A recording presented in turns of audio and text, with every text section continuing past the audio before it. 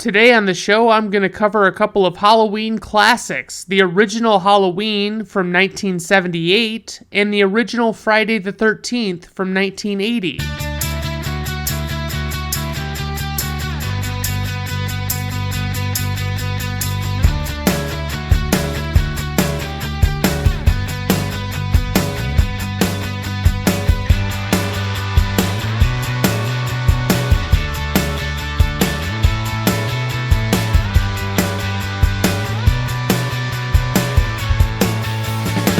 All right, everyone. Welcome to Brandon at Random Reviews. I am your host, Brandon Griffiths. Thank you for tuning in. I do appreciate you stopping by. I guess today, as I mentioned, I'm going to be covering a couple of horror movies, slasher type movies. Not the first slasher movies, but some of the first ones to popularize the entire subgenre. I do want to go into, there's a concept that I think a lot of people probably aren't super familiar with, and they probably haven't heard it referred to as this by anybody, but there's an idea called the final girl, and it was a term coined by an author named Carol J. Clover in her book Men, Women, and Chainsaws, Gender in the Modern Horror Film. Basically, what it says is that there's like a final girl who is typically, is morally pure, and she will make it through the entire movie, and once all of the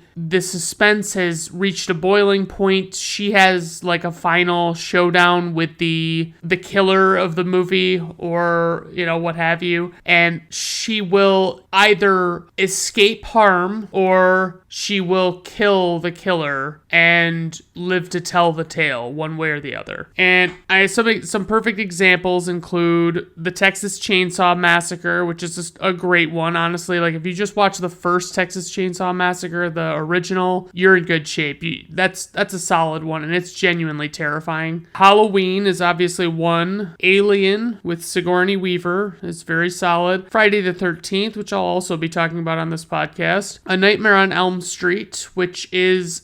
it's like a classic favorite for me. I ended up watching the first one without any recommendation or anything years ago, and I was very pleasantly surprised by how well they did making this horror movie, It really just, it got at you. I looked at the wiki page for The Final Girl, and there were not many examples listed other than that. I mean, there are definitely other examples I can think of, because I'm pretty sure, like, I Know What You Did Last Summer has a final girl, and a bunch of the ones from the 90s that were around then were all final girl type movies.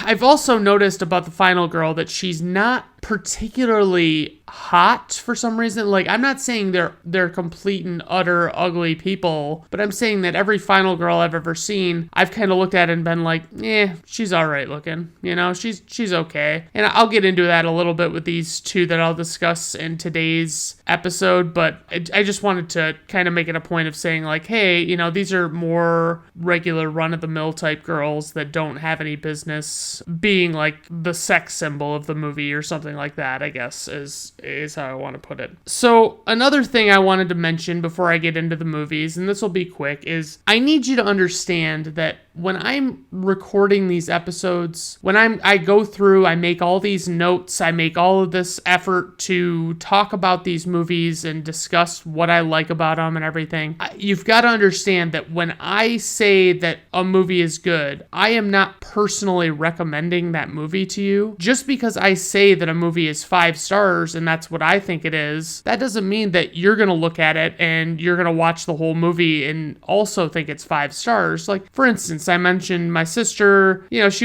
texted me to tell me that Scott Pilgrim versus the World was very ungood and she didn't like it and blah, blah, blah. And I was just kind of like, and she likened it to Abraham Lincoln Vampire Hunter in levels of not goodness. And I'm like, well, it sounds like I just need to check out Abraham Lincoln Vampire Hunter after all, huh? And, that was all I said to her. Because it's like, it's not, I mean, like, sure, I'm telling you that I thought a movie was good, but that is not me saying, hey, you specifically should watch this because I said it was good. Because what pisses me off is that when people specifically ask for a suggestion for for them, and I tailor my suggestion to them so that they understand that it's actually including their tastes and everything on the recommendation. They don't give a shit. I mean, they don't, people that do that ask for a recommendation, I give them one, and they turn around and don't fucking watch the movie. I've talked about it before. It's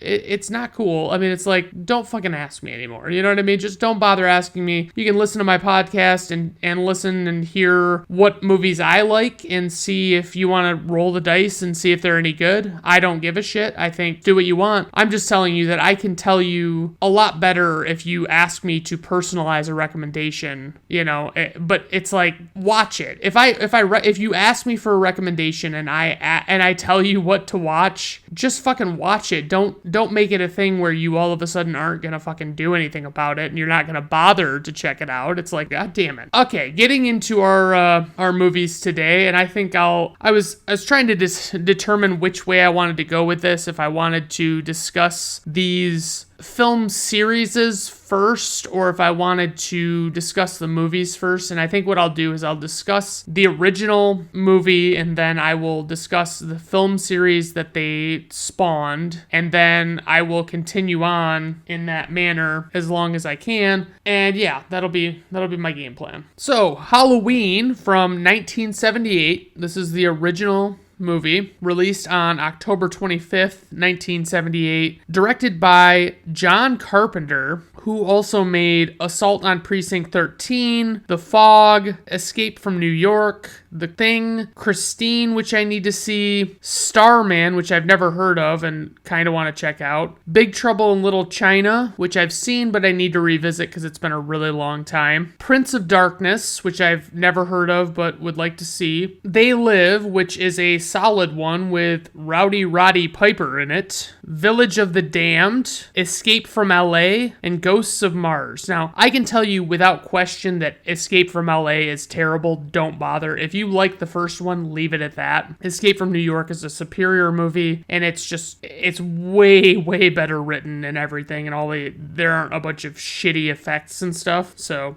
just keep that in mind. So, the writer of this movie is John Carpenter and Deborah Hill. Some of the notable movies that Deborah Hill, because mostly those movies are listed off by John Carpenter that he directed, he also wrote them, so I feel like it's kind of pointless to talk more about the same exact movies. Deborah Hill did also work on The Fog. She also worked on Escape from New York. She helped on Halloween 2, which you'll note that John Carpenter did not direct, but he also had some input in, and I'll get into why he wasn't involved in the second Halloween movie and all that stuff. And then she also worked on Escape from LA, and I believe Deborah Hill has since passed, but I'm sorry to hear that Escape from LA was her last movie of note. She also produced Halloween 3, which I'll definitely talk about a little bit at the end of this segment. She did The Dead Zone, Clue, Adventures in Babysitting, Big Top Pee-wee. I probably have seen the Pee-wee movies in my life, but I don't remember them at all, and I don't think that they would hold up for me because I just don't think I would like anything about what those movies stand for, but it is what it is. I guess at some point, maybe if it's free and I can actually watch it, I'll give it a shot. So the composer of this movie was John Carpenter. He composes a lot of the music for a lot of his movies. He composed the score for this in 4 days, which is pretty neat. You've got this music, like this piano music, and then you've got this synthy weird, score to go along with it that's incidental type music, and I love the piano music, but the synthy music, as I've mentioned in the past, is not my cup of tea usually. I actually like synthy music sometimes, when I'm listening to songs, but as a score for a movie, they don't really hold up very well as actual good scores, so they just make them seem dated. But the lead actress in this movie is Jamie Lee Curtis, who was unknown going into this movie when she was cast. She is the daughter of the actress Janet Leigh, who starred in the movie Psycho. That did help greatly in her getting cast in this movie, and I've never really heard her talk about whether or not that bothers her, that like she had to,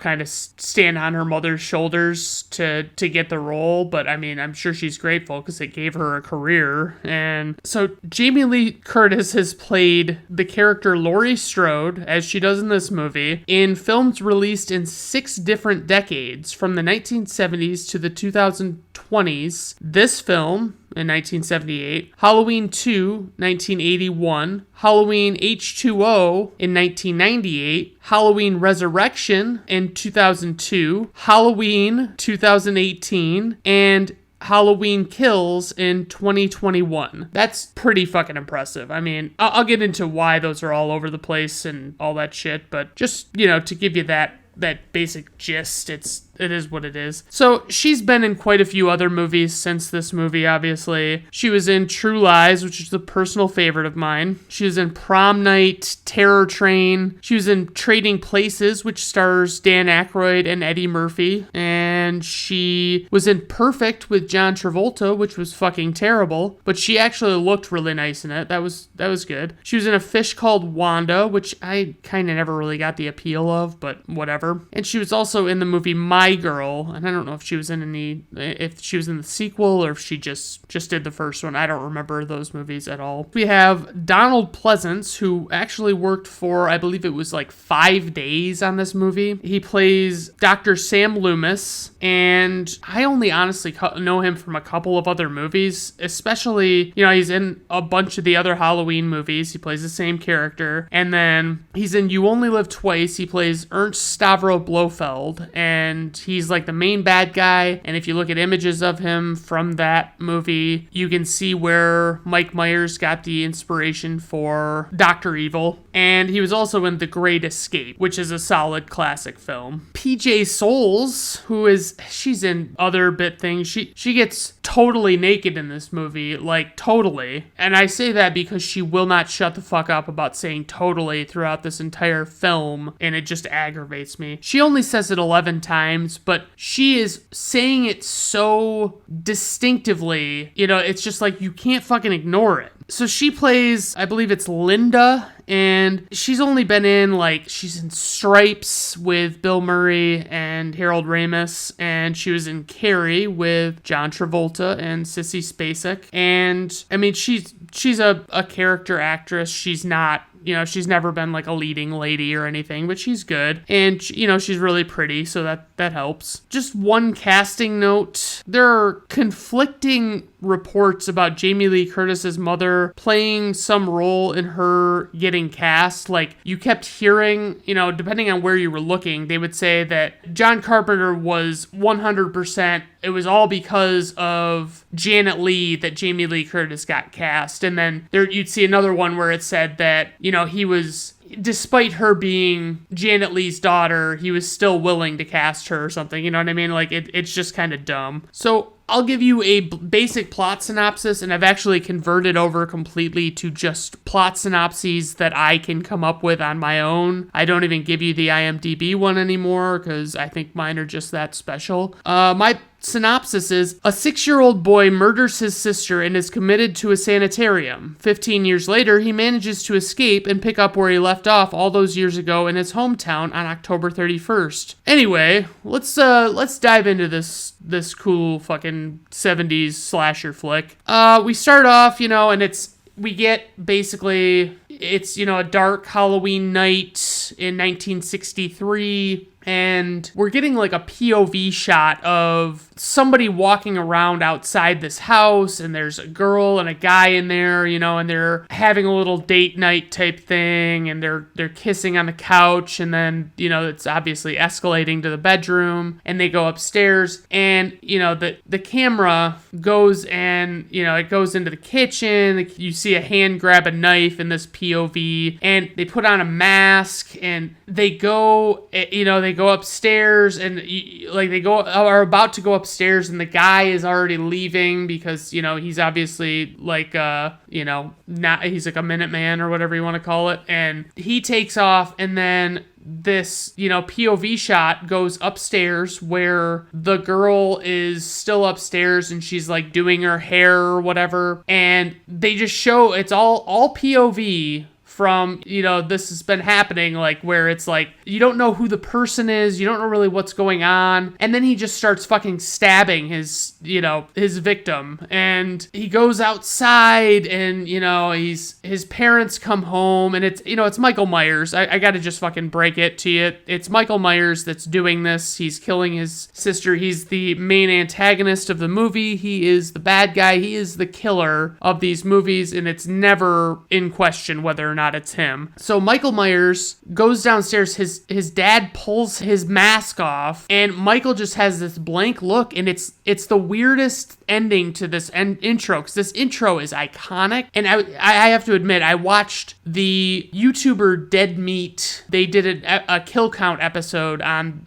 the first Halloween movie, and they did the whole series. But anyway, he was talking about how it's like they sit there forever after they see Michael comes out of this house with a fucking kitchen knife in his hand, wearing a mask, and he's got like presumably blood on him and shit. And they just stand there. They don't like run in to call the cops, or they don't go and see if everyone's okay. They don't do anything. And I mean, I guess it should have just cut out sooner, because you probably could have assumed that they were gonna get that. But a fun fact that I had: the stabbing sounds that you hear when Michael is killing his sister are the sound of a watermelon being stabbed. And I just, as soon as this is over, we cut to Loomis is going out to see Michael Myers because he's got to take him to a trial or a hearing or whatever. And it's so great because it's such a classic thing now that, like, Loomis is that guy that knows what a monster everyone's dealing with, He knows how bad Michael Myers is, and nobody takes him that seriously at all. Nobody fucking believes a word he says. He could tell them anything under the sun, and they would not fucking believe him. When they go, they get to the sanitarium, Smith's Grove is what it's called, and basically you can see that a lot of the patients have broken out of the sanitarium, and they are all of a sudden, like, who you are to understand is Michael Myers is like actively trying to get into this car. And at one point he's on top of the roof, and he's like on the roof of the car, and he reaches around while the nurse that Loomis was riding with is sitting and like trying to remain calm, and he breaks the window with his hand. And I couldn't help but wonder, like, how hard it would be to break that glass, like, I've hit car glass pretty fucking hard before. It does not just go without a fight, it's not that easy. And apparently my suspicions were correct, because whoever did the stunt or whatever, apparently had a wrench adhered to their hand, and it was painted flesh color, which is crazy. And apparently, like, if you go back and freeze frame it, you can totally see the wrench, but I didn't bother to do that. And then after all is said and done, it's not like anybody's in question about, as far as Nurse Chambers, she's not doubting that Michael Myers is a fucking psychopath. So after all of this has happened, and it's all setting up the entire plot of the movie, we see Laurie for the first time. Laurie Strode, played by Jamie Lee Curtis, and she is dressed for school. I mean, I'm sure it was normal by 1978 standards to dress like this, maybe. I've never seen pictures of women dressed like this, but she's wearing these tights that are like cream colored. Like, I'm used to, if it would have been like shitty nylons, or if they had nylons then, I don't know what they had, but if it would have been like a darker color or more of a flesh colored, but it's like you're wearing fucking cream colored tights on your legs, it just looks weird. I mean, Pinterest described and this is probably going to be better than anything I can say because I don't know fashion, but it said it was a modest forest green turtleneck, tan cable knit cardigan, knee-length floral print skirt, cream tights, and penny loafers. And by the way, penny loafers as a concept were for when this is what I initially found. They were for when the phone box cost 2 cents to make a call in case of an emergency. But apparently that's actually not a thing. Like, it was never that cheap to make a phone call. So it was like, it actually cost 5 cents to make a call. So basically nobody's really talking about why penny loafers exist, because I think they're just the weirdest fucking thing. Like, why do we have these fucking shoes that it's like a style thing to put pennies in the tongue of the fucking shoe? I don't get it at all. But, they go, Lori's dad is having her drop the, key at the Myers house or whatever, which is now like a haunted house type location in Haddonfield, Illinois, where they're, the fictional place where they're located. And apparently that's like a thing in a lot of towns where there's like a haunted house. I can't think of one in my hometown. I remember there was like an abandoned orphanage when I lived in Marquette that had not been in operation for a very long time. And I mean, people were always sneaking into it and running around in there. And, there was all sorts of creepy shit in there. I won't deny it for a minute. And it was always pretty cool. But, it's one of those public nuisance things that in due time they will fucking find out, that it's a problem, and they will probably destroy it. So there's a scene, because, we meet all of Lori's friends, we meet the kids that she babysits, we meet all these fucking people. Her friend Annie is insufferable. And as soon as I see Annie, I think, man, I can't wait until Michael Myers strangles Annie in the back, or, from the back seat of that car. It's going to be so fucking great. I'm rooting for Annie's demise in this movie, no matter what. So Loomis is standing and looking around because, he's come to Haddonfield because he's convinced Michael Myers is going to return, and he's warning the police about what kind of guy this is and what he's going to do and how dangerous he is. He's standing there waiting for the police officer, and he starts looking around, and lo and behold, this fucking, Michael rounds the corner behind Loomis in the car that he stole from Loomis, and Loomis never sees him. Like, he basically just looks the wrong way every time he gets the chance. So yeah, it's a pretty cool shot, though. It's a very wide shot. You get to just see Loomis standing there in the middle of the frame, and Michael Myers just driving around behind him. I mean, another thing about Annie is, Lori kind of entrusts her with this bit of information that she's got a thing for Ben Tramer, and it's just some guy from school or whatever, and Annie decides that she needs to take it in her hands and tell Ben Tramer how Lori feels, and then she uses it to blackmail Lori, and it's like, holy shit, what a fucking bag of shit. Anyway, they go back to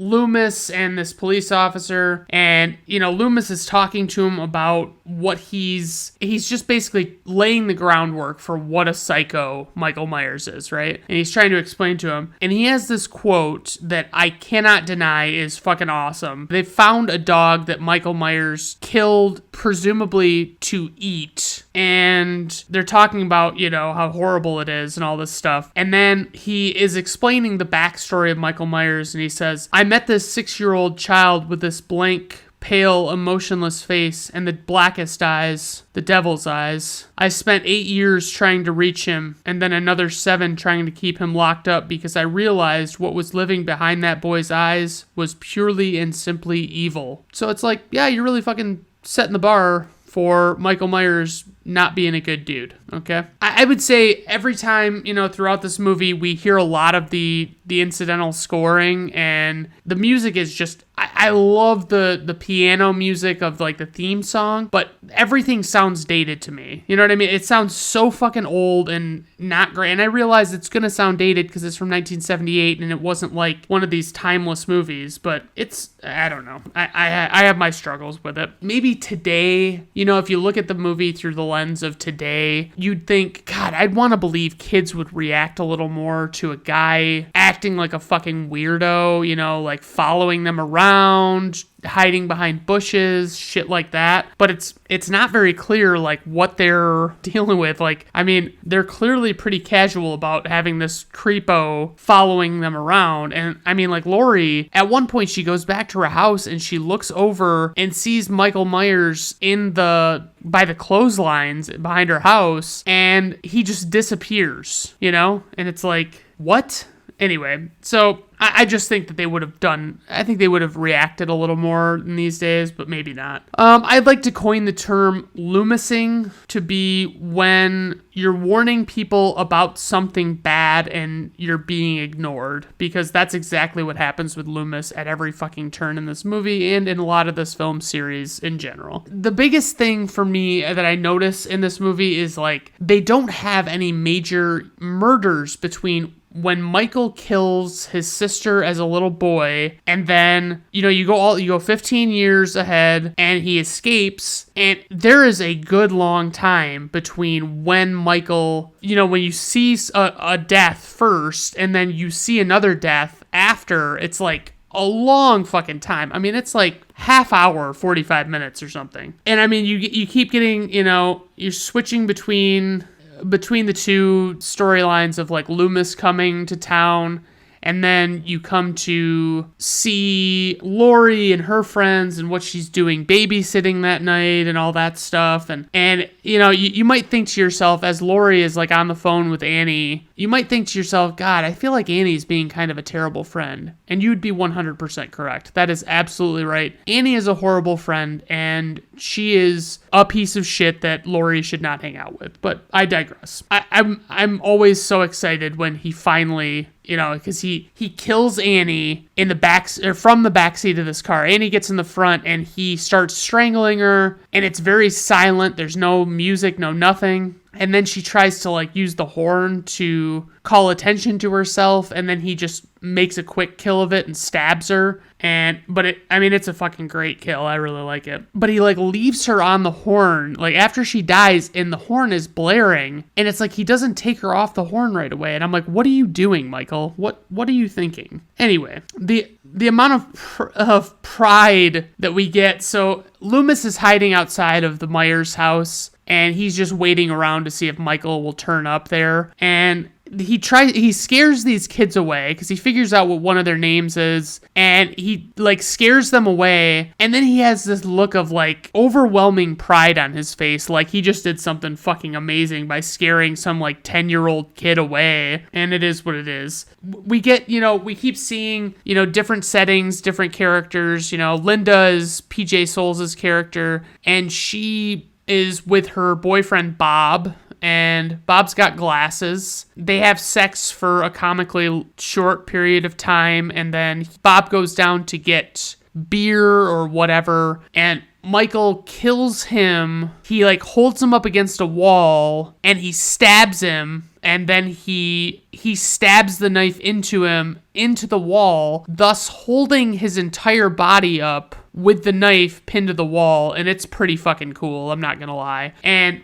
so after this kill, Michael goes up and he's gonna mess with Linda, and he's got a fucking sheet over his head, making himself look like a ghost, and he's got Bob's glasses on, and it's like, I don't see what the fuck. I mean, it kind of adds a little element to it, but it's like he could have just as easily walked up there and fucking murdered her and made quick work of her and not wasted his time, but whatever. Yeah, I mean, so while Michael is killing Linda, she calls, like she's before Michael even starts to kill her, she calls Lori, and Lori answers, and all of a sudden Michael, as soon as Lori answers, is now strangling Linda with the phone cord. Lori says this line that is, "All right, Annie, first I get your famous chewing, now I get your famous squealing." And, obviously it's made to sound like it's like a lewd sexual thing that Linda's doing, but like Lori thinks it's Annie because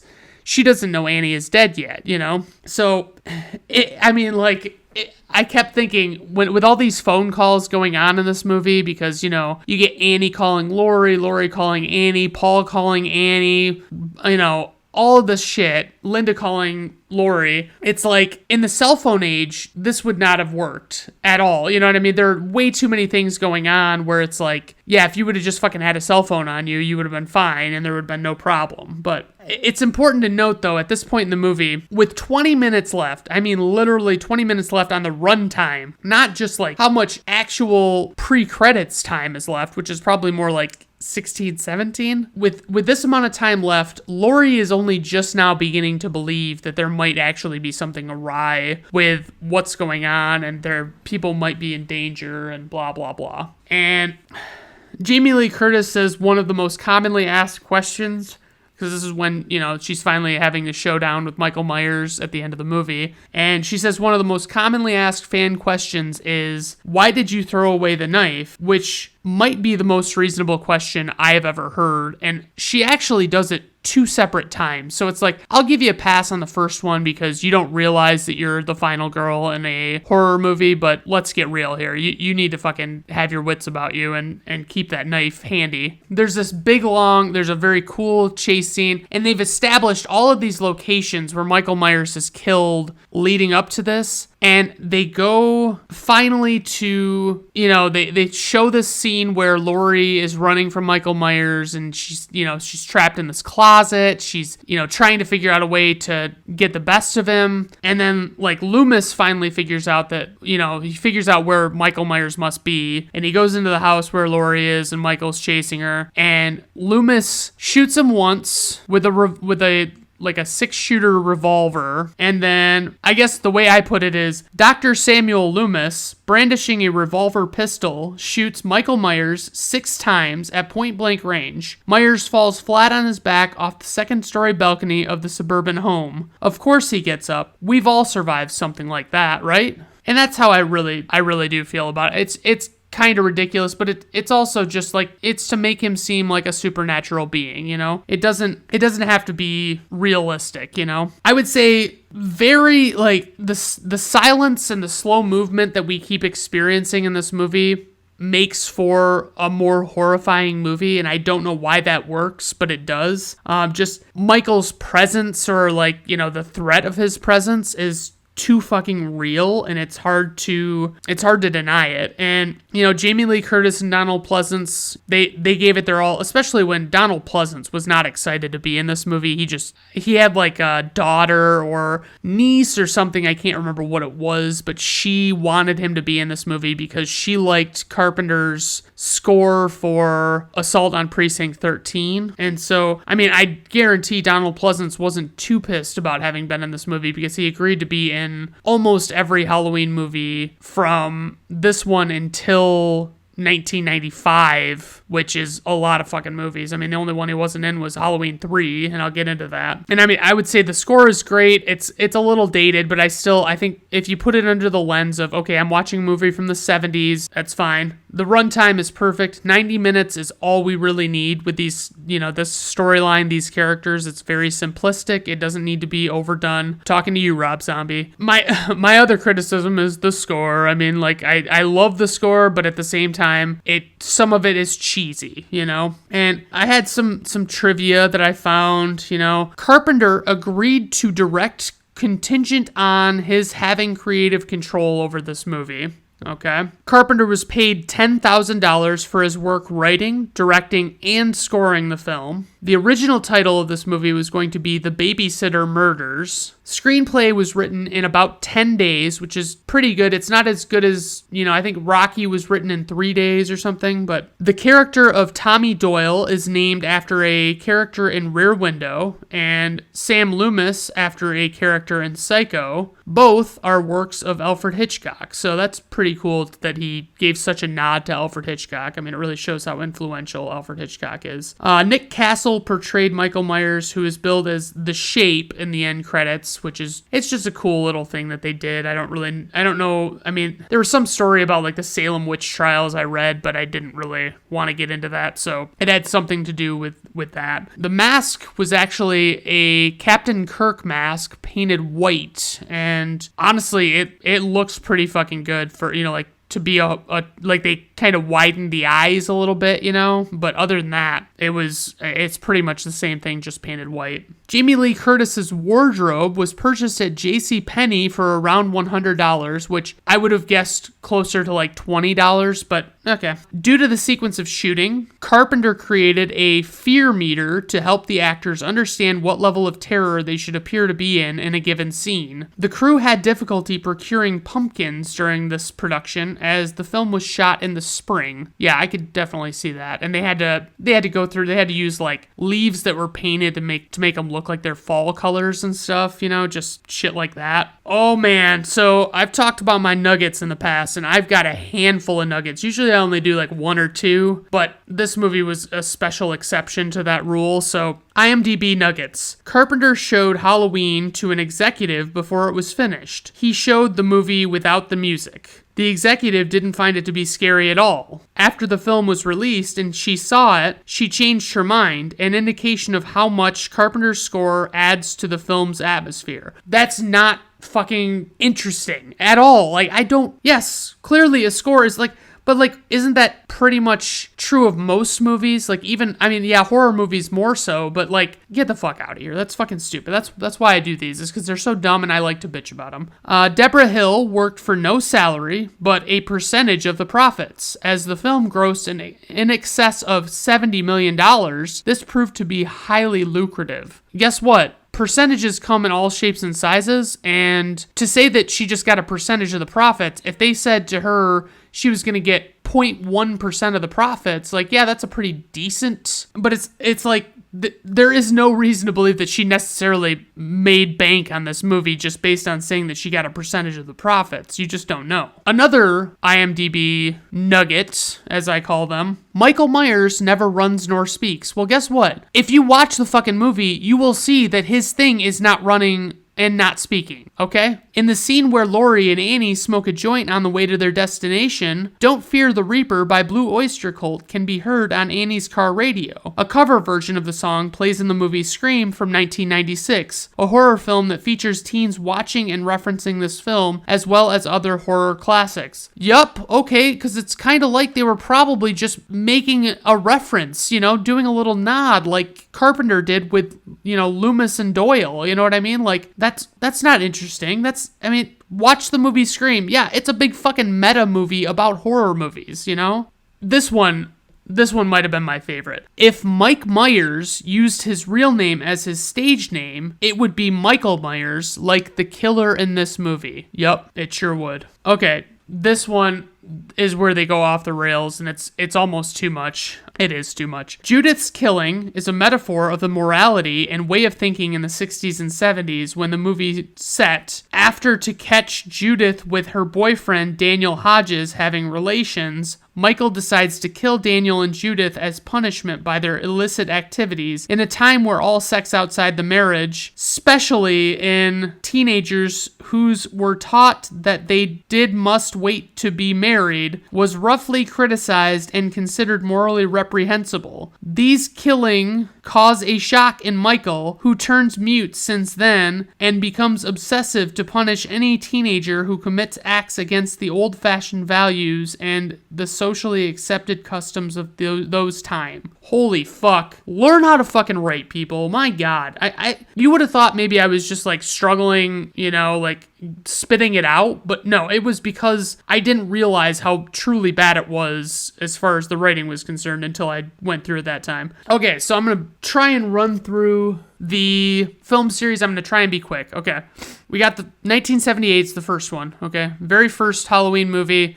Michael Myers, kills his sister, goes away for 15 years, breaks out, blah, blah, blah. Okay, then there is a direct sequel called Halloween 2 with Jamie Lee Curtis in it, and it's about basically the events immediately following the events of the first movie, okay? Halloween 3 rolls around, and it turns out that actually John Carpenter's intention with these movies was to have an anthology series, and he goes into all of this shit about how he was going to make it a different story every time and not keep the same characters. And then lo and behold, we get Halloween 3, Season of the Witch, and it is this story about this evil mask manufacturer who is going to use these Halloween masks to take over the world, like mind control or something fucking stupid. Don't ever let any kind of hipster tell you that it's a good movie. It's a very fucking bad movie, and it's not even good, so bad it's good kind of movie. It's a terrible watch. I don't recommend it. After that,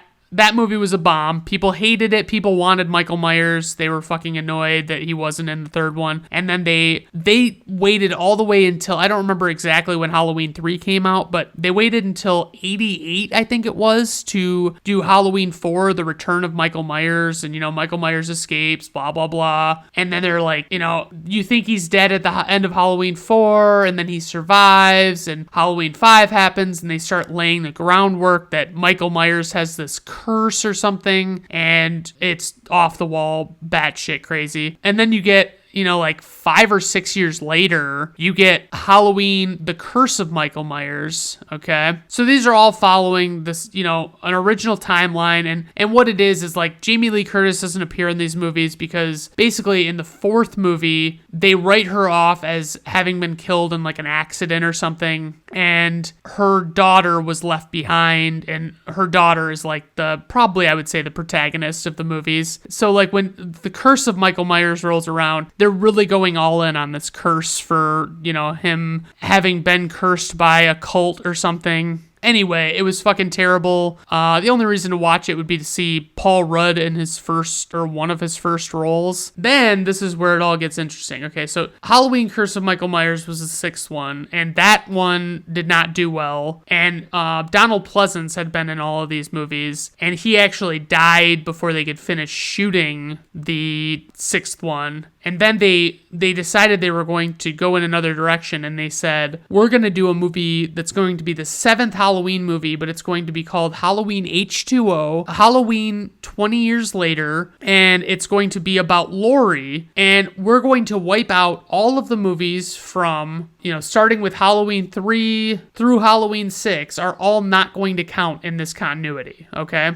And so it's this big story with Laurie again, Dr. Loomis is gone, all this stuff, and they make you think that Michael Myers is dead at the end of this one, and then they go to then they go to the next one, and it's called Halloween Resurrection, and it's got Laurie in the beginning of it, and it's got Busta Rhymes and I think like Tyra Banks or some fucking thing in it, and it's so fucking bad. And then you move on, and look at this, like Halloween Resurrection is universally panned and everyone fucking hates it, and they go to a reboot written, directed, all that shit by Rob Zombie, who made like what ended up being like way too fucking long and way too drawn out of a rehashing of the first movie's story, where it was like he spent way too much time with Michael Myers as a child. It was like they had it be that Michael Myers was getting bullied, and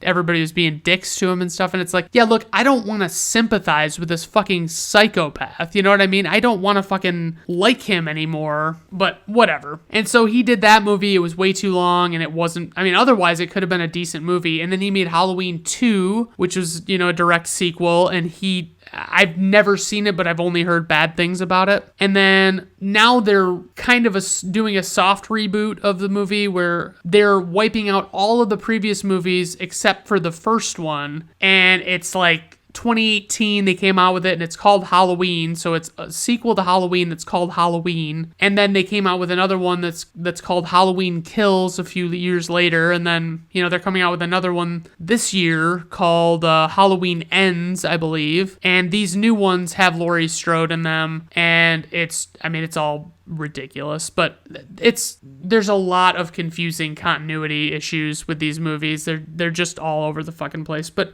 anyway, Halloween from 1978 had a runtime of 91 minutes, a budget of $325,000, worldwide gross of 60 to 70 million, an IMDb rating of 7.7, Rotten Tomato critics score 96%, Rotten Tomato audience score 89%, personal rating 4.5 out of 5 stars. Thank you very much. And moving on to Friday the 13th from 1980. Release date was May 9th, 1980. Directed by Sean S. Cunningham and written by Victor Miller. The soundtrack/score is composed by Harry Manfredini. The top billed actress in this movie is one Betsy Palmer. She plays the character of Mrs. Voorhees. And, I don't really know a lot of the other things that Betsy Palmer has been in. Like, the things that she had, like, as a claim to fame before this movie that got her the part, I just don't recognize any of them. I put Kevin Bacon second, even though he's definitely not the second billed actor in this movie. Plays a character named Jack, and he's been in a ton of movies. He's the guy that you can relate to within 6 degrees of anything. He was in A Few Good Men, he was in Hollow Man, he was in The River Wild. He's just, for me, he's great. He's usually not a great leading man, but he's pretty solid. Adrienne King is the quote-unquote final girl of this movie. She plays Alice. She is not really in jack shit. She's got, like, I don't know, I don't want to call it Farrah hair because it's too short to be Farrah hair, but it looks pretty bad. Janine Taylor, who I have noted here is hot. She's a bit young for me now, but like when I remember originally watching this movie when I was like a lot younger, and I remember thinking this chick is fucking stupendous, So anyway, and she's in the movie only till like maybe halfway, I want to say, but carrying on. Casting notes. So they originally wanted Sally Field for the role of Alice, who is the final girl, but they quickly realized that they could not afford her. They used predominantly unknown actors in the cast, and, I guess that's probably pretty obvious. Plot synopsis. A group of counselors attempt to rejuvenate an old camp with an unpleasant past and try not to die in the process with little success. All right, let's dive into this movie. Nowadays, I can't watch Friday the 13th without being reminded of, the fact that there's so much POV in the movie, and it's basically just, you're seeing through the eyes of a killer what's going on, and they're bearing down on who they're about to kill. And the reason they do it in this movie is because they don't want you to know who the killer is or to be able to figure it out. But they mimic it in Sleepaway Camp to great effect. And by the way, I'm probably going to do an episode this month on Sleepaway Camp, so stay tuned for that. And I would say there's also the element of, so you've got Annie, this girl that's walking into town, and she's trying to find out where this camp that she's going to work at is going to be. And she just, this fucking crazy guy, like all these people give her a look when she asks about the camp. And then this fucking crazy guy stops her and is warning her about the camp and shit. And it's, it's like, I get it, not listening to the guy. And all I could think as this was going on is, so, she gets taken out to the middle of nowhere, and then she gets picked up by someone, and it won't show who, so you know what that means. My first thought when she gets picked up by this faceless person is, I'm like, Annie, don't you realize that you are in a horror movie? Like, how are you not picking up on that? Honestly, like, I'd like to think that if I was in a horror movie, I would definitely notice it pretty quick. I don't even understand how anybody in this movie heard about this camp at all. I don't get how the word got around, because it's like, how would the word get around that they were hiring for the camp, but the word didn't get around about that it was a cursed camp, and the reason it had been closed for so long was, this, that, and the other thing. I never honestly expected this chick to, I'll be honest, like every time I kind of forget a little bit that like, I didn't realize that, like, oh, right, Annie, she isn't the main girl. She's not like the star of this movie. She gets killed pretty fucking quickly, actually. And that's how it goes down, you know what I mean? So it's like, it's very surprising when she gets killed, and it's a credit to the movie. They do a good job storytelling and not revealing that and leading you to believe something else. I would have honestly loved to get a summer job like this, like fixing up cabins and shit. And honestly, like, it could, aside from getting murdered, it could have been like the thrill of my life, The guy that's running the camp, though, I think I would want to steer clear of if I were a woman at all, because the guy his hair is questionable. His hairstyle is very weird. He's got a mustache, a bandana tied around his neck, and he is shirtless, and he's wearing like cut-off jean shorts. It's not a good look. It does not, I wish I could rock it, but I don't. I'm not in as good a shape as he was, so, there is that. So Annie is clearly like, it's like she still hasn't died,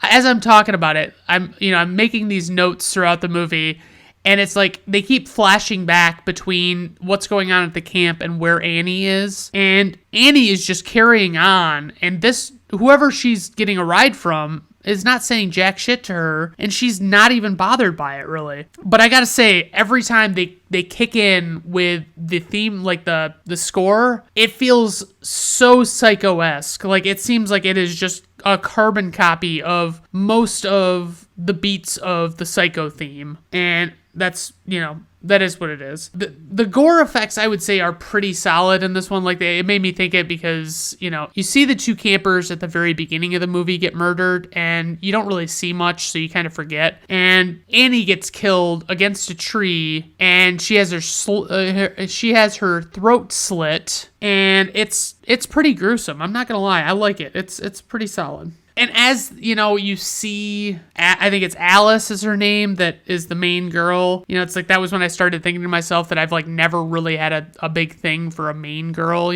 Like, I feel like a lot of guys probably would, and I feel like I normally would, but the main girls are just so generic, like, they're just so boring. And they have a scene where a snake gets into one of their cabins, and they kill the snake, and it's very definitely a real fucking snake that they kill. And it's like, what did that add to this movie? You know what I mean? Like, you fucking killed a snake for what? You know what I mean? I mean, I'm not pro-snake, don't get me wrong, but I also think that they're living things that don't deserve to die if they're not hurting anybody. And then there's a scene where they are, like, a cop comes out to the camp, and this one guy is running around in, like, an Indian chief headdress, and he's just kind of, talking. Everybody's talking to this cop so casually and acting like it's no fucking big deal. They're fucking with his bike, they're making jokes and shit, that it's like, yeah, this guy's not in a joking mood. Like, it'd be one thing if he was, like, coming out, like, just laughing about, like, haha, it sucks to be you guys, have to fucking clean up this cursed camp or something. But no, he's, like, being dead serious. He's concerned because this crazy guy is on the loose, and, blah, blah, blah. I mean, there's a lot of intercourse in this movie, and I like to call it intercourse when I'm pretending to be, like, an uptight prude about stuff. There's an effect, and I need to look it up because I've seen how it's done before. And they, when they kill Kevin Bacon, it's like, holy shit, like, they poke a fucking arrow through his neck. And it's like he had just looked down under his bed, and there was no one there, clearly, because he didn't react. And then it's like, you're talking, and within the span of a couple of seconds, she would have had to fucking sneak under this stupid fucking bed. My God. Anyway, and Marcy takes an axe to the head, and of course you don't see the axe go in, but you see the axe when it is in, and it's a pretty solid effect. A lot of the kills are really creative, but a lot of them didn't make a whole ton of sense in retrospect. Like I mentioned, the killer sliding under the bed to kill Kevin Bacon didn't really make a whole lot of sense. Somehow, and I should just be clear, Mrs. Voorhees is the killer in this movie. If you don't know that, I'm sorry. I tried to warn you about spoilers on the posts and stuff. But anyway, she is the killer, and she somehow at one point in this movie pins a guy to a door with arrows, and it's not clear if she stabbed them into him while holding him up, or if I'm to believe that she somehow shot him into the... I don't even understand how the guy got on the door with all the arrows in him, but it is what it is. And she also threw this one girl through a window wrapped in rope for no reason. And I'm like, I don't give a shit. Betsy Palmer in this movie could not fucking do the... She could not do the throwing of that girl. There's no fucking way. Nobody's there to help her, and she is chucking this fully grown woman through a fucking window. No. And my last major note for this movie was Betsy Palmer was a good, unlikely choice for Mrs. Voorhees, but we didn't really need these close-ups of her face at all, and I am not exaggerating. The close-ups are jarring, and I say jarring a lot. I mean, holy shit, I cannot fucking believe that this is what's going on.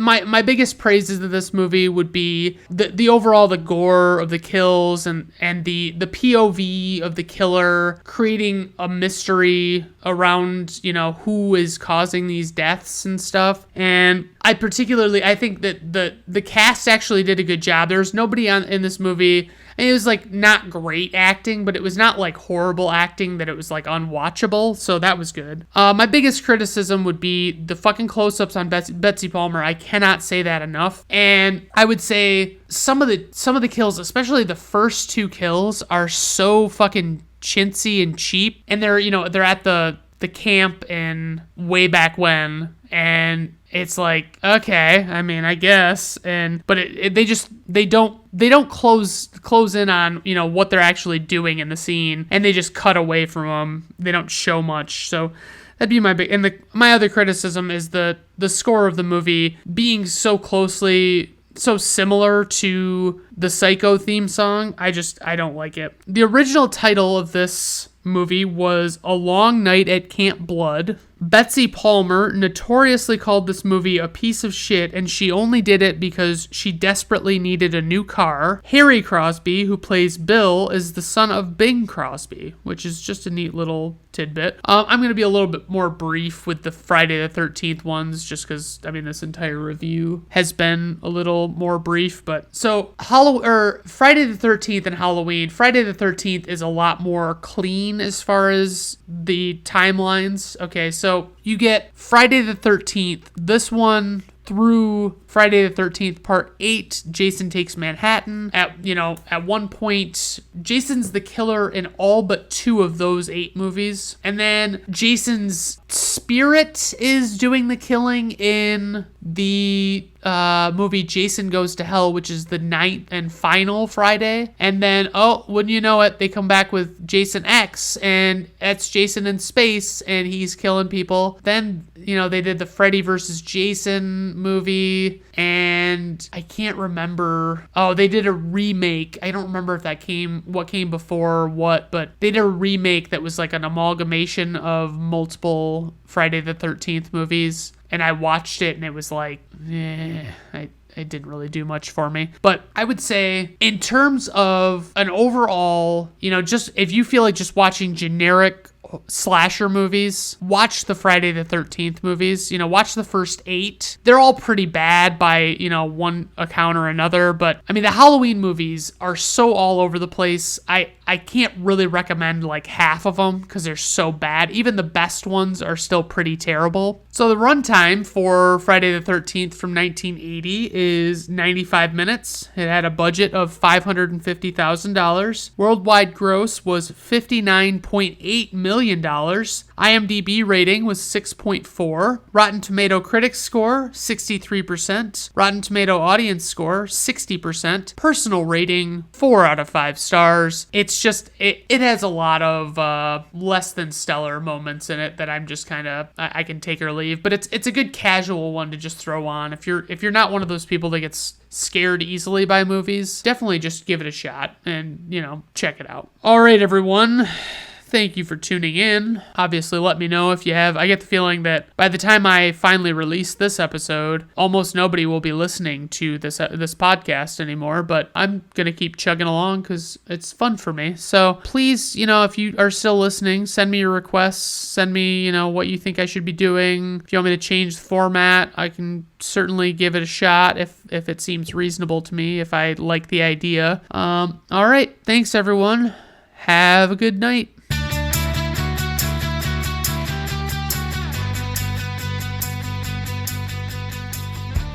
Brandon at Random Reviews is performed, written, directed, produced, and edited by Brandon Griffiths. Theme music is performed by Augusto Diniz from Fiverr.